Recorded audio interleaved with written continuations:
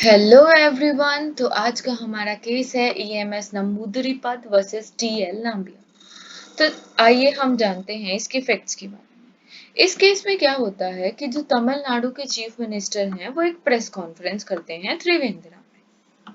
जब वो press conference करते हैं उनमें उनके ओपिनियंस पूछे जाते हैं जुडिशरी के बारे में। तो वो कहते हैं कि जो जुडिशरी है वो क्लास को फेवर करती है, उसमें फेवरेटिज्म है, साथ में वो रिच लोगों को फेवर करती है जिनसे उन्हें ब्राइब मिल जाती है, वो प्रेजुडिस करती है लोगों के अगेंस्ट, और अगर उनकी नजर में कहा जाए तो जुडिशरी एक टूल ऑफ ऑपरेशन है। अब ये सब एक सीएम के मुंह से सुनना लोगों को बहुत ही हार्डली हिट करता है।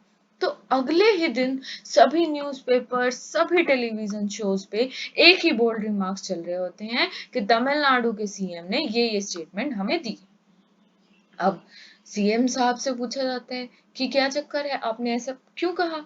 तो वो कहते हैं कि ये मेरे व्यूज नहीं है, ये तो मैं मार्क्स और ईगल के व्यूज बता रहा हूँ। अब साथ में ही आर्टिकल 19(1)(a जो है वो मुझे freedom to speech and expression देता है, तो मैं कुछ भी कह सकता हूँ। साथ में वो कहते हैं कि जो ये रिपोर्ट्स हैं वो ठीक हैं, किसी ना किसी हद तक करेक्ट हैं, पर वो सिर्फ एक एक्सटेंट तक ही करेक्ट हैं, सारी इंफॉर्मेशन करेक्ट नहीं है।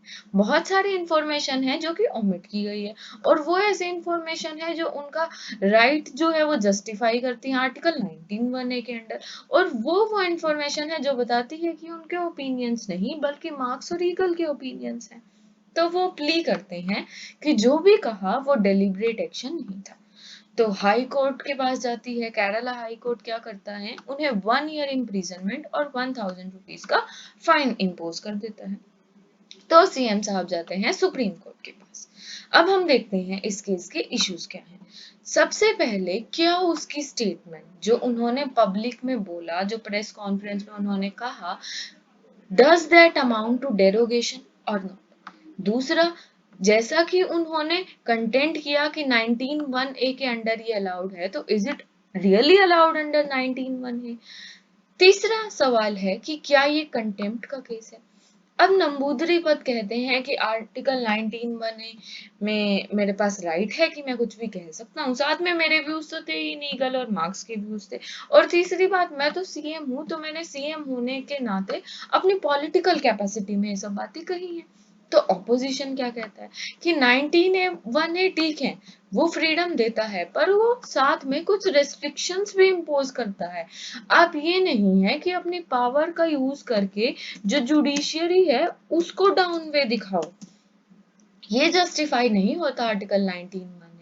साथ में वो बताता है आर्टिकल 129 के अंडर सुप्रीम कोर्ट के पास पावर है, आर्टिकल 215 के अंडर हाई कोर्ट के पास पावर है कि वो कंटेम्प्ट को पनिश कर सकते हैं, और जो भी उन्होंने कहा, चाहे उन्होंने पॉलिटिकल कैपेसिटी में कहा चाहे एज अ सीएम कहा, वो डेरोगेटरी था फॉर द जुडिशियरी। तो क्या हेल्ड होता है, तो कोर्ट हेल्ड करते हैं कि ये जो भी स्टेटमेंट थी, हाँ वो डेरोगेटरी थी, क्योंकि लोगों की नजरों में उन्होंने जो जुडिशियरी का स्टेटस है उसे कम किया, जुडिशियरी को एक डाउन वे दिखाया और लोगों का डिस्ट्रस्ट पैदा किया जुडिशियरी को लेकर। चाहे उन्होंने पॉलिटिकल कैपेसिटी में कही थी, पर स्टिल जो पॉलिटिक्स है वो डाउन पाथ नहीं दिखा सकती है जुडिशियरी को। तो इसीलिए हमारे ऑनरेबल सुप्रीम कोर्ट ने उनकी पनिशमेंट को अपहेल्ड किया और उन्हें 1 साल की इम्प्रिजनमेंट विद 1000 रुपीज का फाइन उन पर इम्पोज किया गया। ऑल राइट, तो ये था हमारा आज का केस। ऐसे ही और केस लॉस के लिए बने रहिए। Thank you.